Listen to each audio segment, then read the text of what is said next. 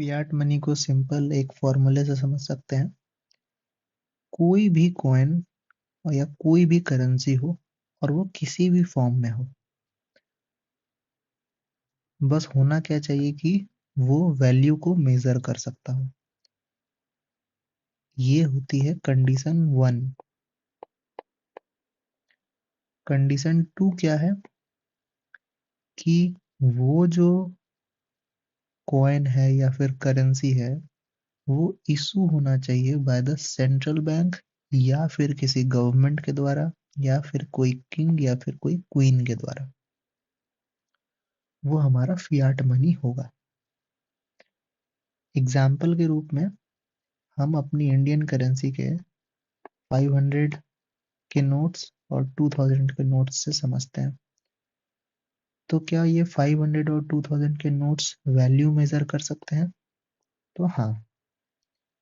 क्या ये 500 और 2000 के नोट्स जो है वो सेंट्रल बैंक या गवर्नमेंट या किंग या क्वीन के द्वारा इशू किए गए हैं? तो हाँ, ये हमारे जो है सेंट्रल बैंक और गवर्नमेंट के द्वारा इशू किए गए हैं। तो ये क्या है? फियाट मनी है।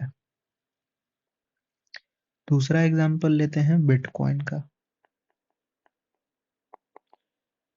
तो क्या बिटकॉइन वैल्यू मेजर कर सकता है? तो हाँ, बिटकॉइन वैल्यू मेजर कर सकता है। लेकिन क्या बिटकॉइन कोई सेंट्रल बैंक या किसी गवर्नमेंट या किसी किंग या क्वीन के द्वारा इशू किया गया है? तो नहीं, वो एक प्राइवेट प्रोग्रामर के द्वारा बनाया गया है। तो क्या बिटकॉइन फियाट मनी होगा? नहीं। तो बस फियाट मनी के लिए यही दो कंडीशन इंपॉर्टेंट है।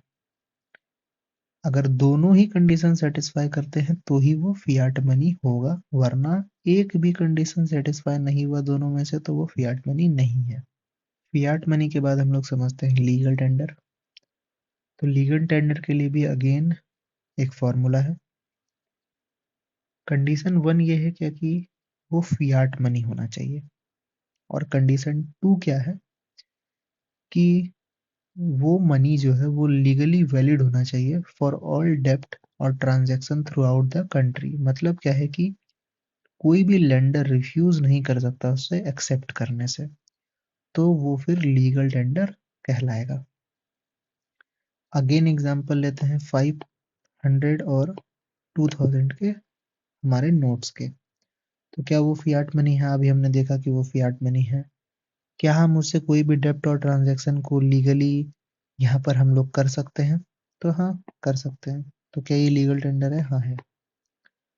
अब देखते हैं बिटकॉइन का गेम। तो बिटकॉइन वो क्या है? फियाट मनी नहीं है।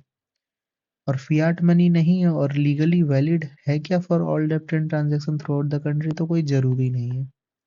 तो क्या हो गया? ये लीगल टेंडर नहीं है बिटकॉइन। तो यहाँ पर भी वही है कि लीगल टेंडर होने के लिए कंडीशन 1 और कंडीशन 2 दोनों ही सेटिस्फाई होना चाहिए, तो ही वो लीगल टेंडर है। कोई एक कंडीशन सेटिस्फाई नहीं होता है तो वो लीगल टेंडर नहीं होगा।